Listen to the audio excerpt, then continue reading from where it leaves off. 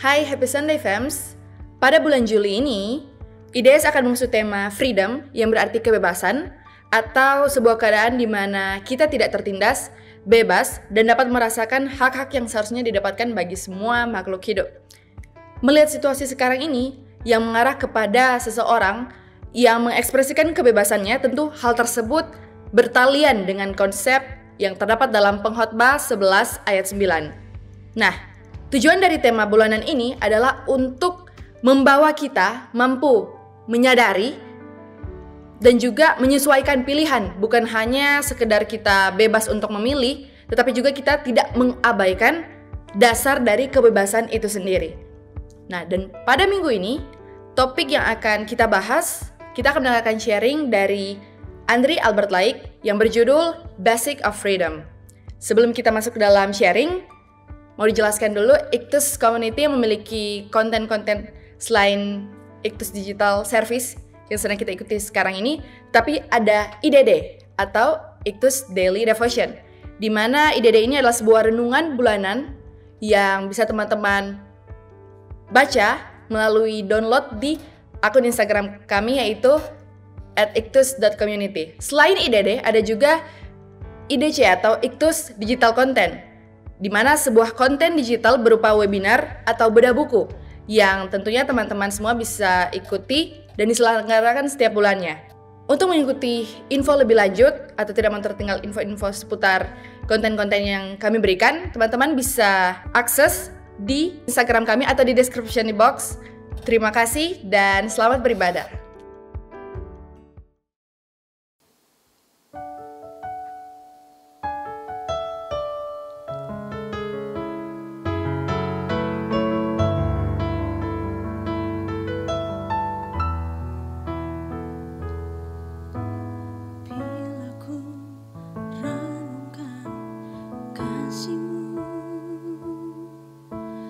Dalam kisah hidupku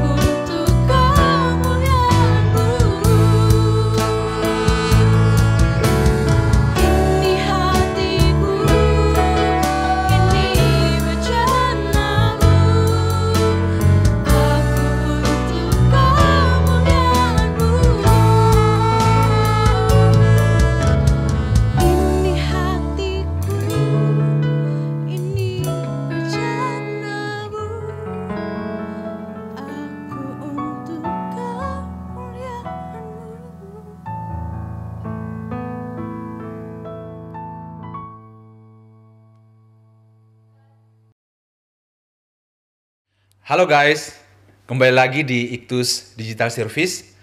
Minggu ini kita akan mendengarkan suatu judul sharing yang menarik, yaitu Basic of Freedom. Teman-teman, sebelum kita mendengarkan sharing kita hari ini, kita berdoa terlebih dahulu. Mari kita berdoa. Bapa di surga, terima kasih Bapa untuk pagi hari ini kami akan mendengarkan firman-Mu. Kami mohon Roh Kudus-Mu menyertai, Roh Kudus-Mu mengurapi hati kami masing-masing yang mendengarkan, agar sharing yang bisa diberitakan bisa membawa berkat dan boleh mengubah hidup kami, Bapa. Di dalam nama Tuhan Yesus kami berdoa, haleluya, amin. Oke guys, jadi minggu ini tema sharing kita adalah Basic of Freedom. Teman-teman, kebebasan adalah suatu hal yang tentunya diingini oleh semua orang. Kebebasan itu adalah satu hal yang diimpikan oleh semua orang. Dan sepanjang sejarah ada banyak orang-orang yang berjuang bahkan sampai menumpahkan darah untuk meraih yang namanya kebebasan. Sebenarnya apa sih kebebasan itu? Nah, teman-teman, menurut Kamus Besar Bahasa Indonesia, kebebasan itu berarti lepas sama sekali, artinya tidak terhalang atau tidak ada penghalang untuk berbicara, untuk berekspresi, untuk berbuat, untuk bergerak, dan lain sebagainya. Nah, dari sini kita mengerti bahwa kebebasan adalah suatu keadaan di mana seseorang bisa berbuat apapun yang dikehendaki tanpa adanya suatu penghalang. Nah, teman-teman, pada umumnya ketika seseorang bebas, maka ia akan merasa bahagia. Sebab dengan kebebasan itu, ia bisa melakukan apa saja yang dipandang baik. Nah, teman-teman, organisasi hak asasi manusia mengatakan bahwa semua orang memiliki hak untuk bebas. Bebas untuk berekspresi, bebas untuk berpikir, dan bebas untuk melakukan apapun yang diingini. Nah, oleh karenanya, pada umumnya orang-orang akan merasa bebas jika yang pertama, hidup mereka tidak memiliki masalah.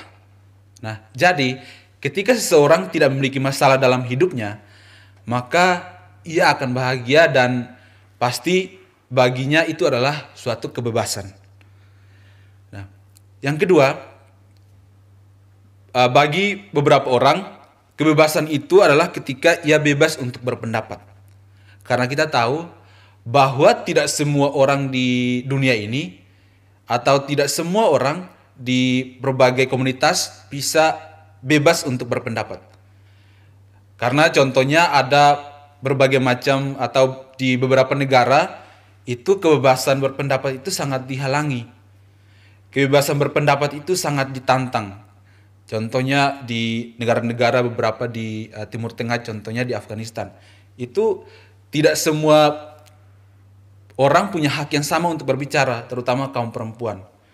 Nah, oleh karenanya kebebasan berbicara ini adalah suatu hak atau kebebasan yang diingini oleh hampir semua orang, bahkan semua orang, teman-teman. Nah, yang ketiga, seseorang akan merasa bebas jika ia bisa menentukan apapun yang diingini. Ya, contohnya seorang anak muda, sejak remaja sampai dewasa menjelang dewasa muda, remaja itu akan ingin untuk melakukan apapun yang dia mau lakukan tanpa adanya larangan, tanpa adanya suatu aturan yang mengikat. Jadi dia bisa bebas berekspresi. Nah, baginya itu adalah suatu kebebasan. Nah, teman-teman, namun tahukah teman-teman bahwa kebebasan yang sebebas-bebasnya itu bukanlah kebebasan. Namun kebebasan yang sebebas-bebasnya itu adalah sebuah kecelakaan menurut saya. Karena apa? Karena contohnya seperti ini teman-teman. Jika kita di jalan raya dan kalau tidak ada rambu lalu lintas, tidak ada lampu lalu lintas, maka kita bisa bayangkan betapa bebasnya kendaraan berseliweran. Dan kita bisa membayangkan berbagai macam kecelakaan pasti akan terjadi karena akibat dari kebebasan yang tidak terkontrol, tidak terkendali. Kebebasan yang tidak ada batasan. Jadi semua kendaraan pasti akan mau untuk lewat. Pengemudi-pengemudi pasti tidak mau mengalah. Karena apa? Karena tidak ada aturan, tidak ada penghalang. Nah, contoh yang berikut lagi. Contohnya jika seorang anak remaja ketika dia keluar malam. Nah, kalau dia keluar malam dan tidak ada batasan jam keluar malam, maka pasti akan kacau. Karena pasti anak itu akan pulang dengan ya terserah mau jam berapa, mau jam 10 ke, jam 11 ke, jam 12, terserah. Nah, itu pasti akan kacau di rumah.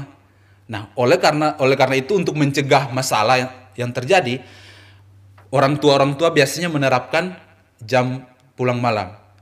Contohnya bagi anak cewek pulang jam 9 atau anak cowok pulang jam 10. Nah, itu karena untuk menghindari adanya masalah. Nah, teman-teman kalau belum terlalu mengerti, belum terlalu paham juga, saya kasih contoh yang berikut lagi. Contohnya jika di suatu negara ada maksudnya jika di suatu negara tidak ada hukum sama sekali dan negara itu bebas, semua orang bisa berbuat apa saja, maka pasti akan ada kekacauan, ada berbagai macam kekerasan, berbagai macam tindakan kriminal, karena tidak ada polisi, tidak ada undang-undang yang mengatur. Nah, oleh karenanya untuk supaya tertib harus ada undang-undang, teman-teman. Nah, atau yang berikutnya lagi, jika seorang penguasa tidak memiliki batasan, maka bisa bayangkan dia akan berkuasa dengan otoriter. Dia akan berbuat sesukanya, mengambil keputusan dengan sebebas-bebasnya tanpa mempertimbangkan pendapat orang lain, dan itu akan membawa suatu tindakan yang tirani atau otoriter yang bisa membawa bencana bagi banyak orang, teman-teman. Nah, dari contoh-contoh ini maka kita bisa mengerti bahwa kebebasan yang sebebas-bebasnya itu akan membawa sebuah kekacauan. Ini menunjukkan bahwa kebebasan yang sejati harus ada batasan-batasan yang mesti diterapkan agar tidak terjadi masalah. Nah, teman-teman, sebagai orang percaya, kita hendaknya memiliki perspektif yang berbeda tentang kebebasan dari cara pandang atau cara berpikir anak dunia. Nah, jika anak dunia menganggap bahwa kebebasan adalah ketika mereka bebas melakukan apapun yang diingini, maka hendaknya bagi kita orang percaya, kebebasan bagi kita adalah ketika kita bebas melakukan apapun yang Tuhan kehendaki dan Tuhan ingini dalam kehidupan kita. Nah, teman-teman, oleh karenanya sebagai orang percaya, kita diperhadapkan pada dua pilihan, yaitu kebebasan yang dunia tawarkan atau kebebasan yang Tuhan tawarkan. Nah, kebebasan yang dunia tawarkan adalah kebebasan yang sementara dan hanya akan membawa penyesalan, teman-teman. Dunia menawarkan banyak hal untuk membuat seolah-olah seorang itu merasa bebas. Padahal semakin banyak hal yang ditawarkan oleh dunia, maka itu ibarat jerat yang membuat seorang semakin terjebak dalam jaring yang semakin terlilit dan tidak bisa dilepaskan, teman-teman. Nah, itu contohnya seperti ini, seperti ikan yang tergoda untuk memakan umpan di mata kail atau mata pancing. Nah, ketika ikan itu sudah menelan umpan itu, dan ketika ikan itu semakin menelan, maka pasti mata kail itu semakin masuk ke dalam perut ikan, dan jika dia terus menelan, maka itu akan membawa kematian. Nah, begitu juga dengan kebebasan yang dunia tawarkan. Berbagai hal seperti kebebasan untuk melakukan apa yang kita senangi, apapun yang kita ingin kita lakukan tanpa memikirkan perasaan Tuhan. Kita mau pergi kemana ya pergi, kita mau mengunjungi siapa kita mengunjungi, kita mau membeli apa kita membeli. Nah, jika kita melakukan semua itu tanpa mempertimbangkan perasaan Tuhan, nah itu kita akan terjebak, teman-teman. Dunia menawarkan kamu harus punya uang banyak, kamu harus punya handphone seri terbaru. Jika kita mengikutinya terus-menerus, maka kita akan terjebak sama seperti ikan yang tergoda dengan umpan tersebut. Nah, teman-teman, oleh karenanya kita hendaknya memilih kebebasan yang Tuhan tawarkan. Kebebasan yang Tuhan tawarkan adalah sebuah kebebasan yang mendatangkan damai sejahtera dan kepuasan. Alkitab berkata dalam 1 Korintus pasal 7 ayat 22-23 berkata demikian. Sebab seorang hamba yang dipanggil oleh Tuhan dalam pelayanannya adalah orang bebas milik Tuhan. Demikian pula orang bebas yang dipanggil Kristus adalah hambanya. Kamu telah dibeli dan harganya telah lunas dibayar.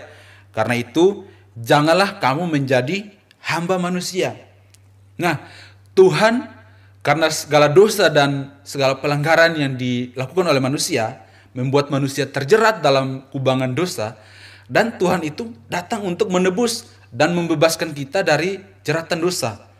Nah, ketika kita ditebus, kita bukan lagi budak dosa atau hamba dosa, melainkan kita hamba Tuhan yang harusnya bebas untuk melakukan apa yang Tuhan ingini, Tuhan lakukan, bukan apa yang kita ingini. Oleh karenanya ketika kita sudah ditebus, kita bebas.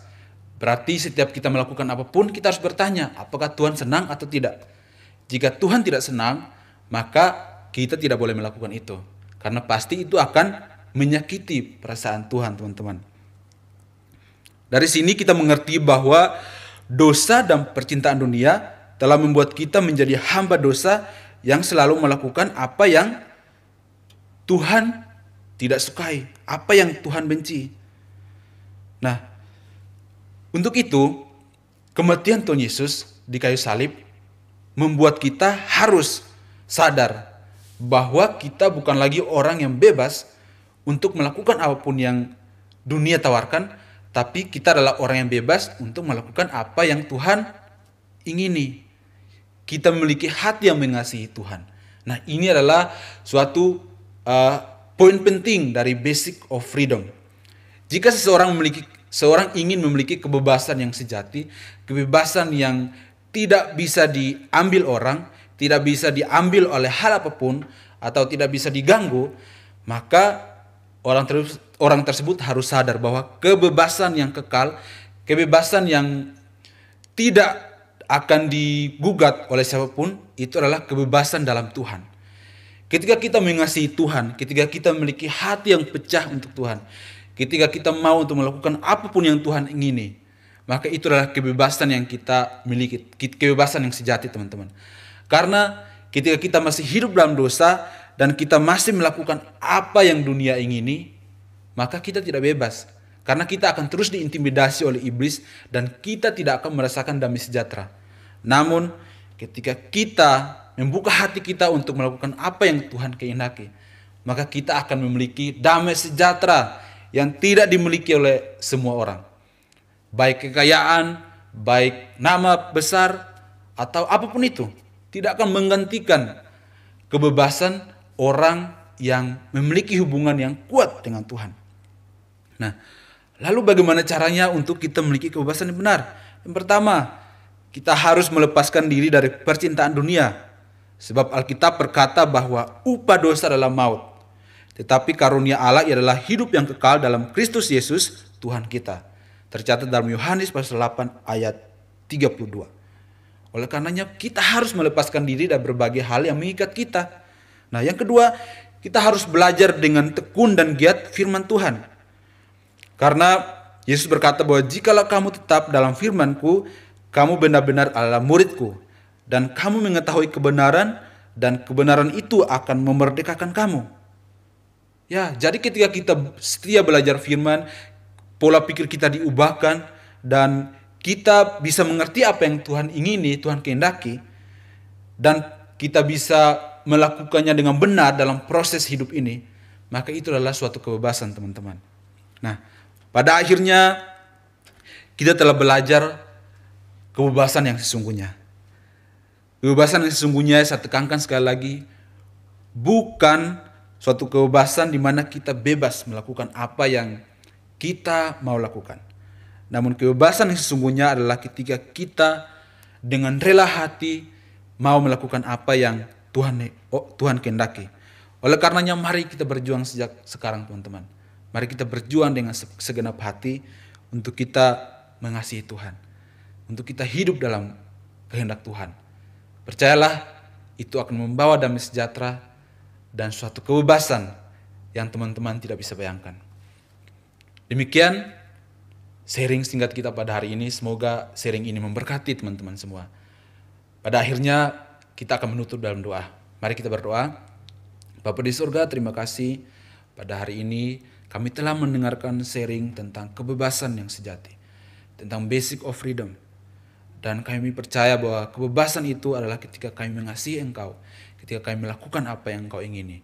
Karena disitulah kami memiliki damai sejahtera. Kami memiliki kepuasan yang tidak bisa dunia berikan. Untuk itu Bapa, kami mohon Roh Kudus menguatkan kami. Roh Kudus memampukan kami agar kami bisa melakukan apa yang Engkau ingini. Terima kasih Bapa, di dalam nama Tuhan Yesus kami berdoa. Haleluya. Amin. Demikian ibadah kita. Salam.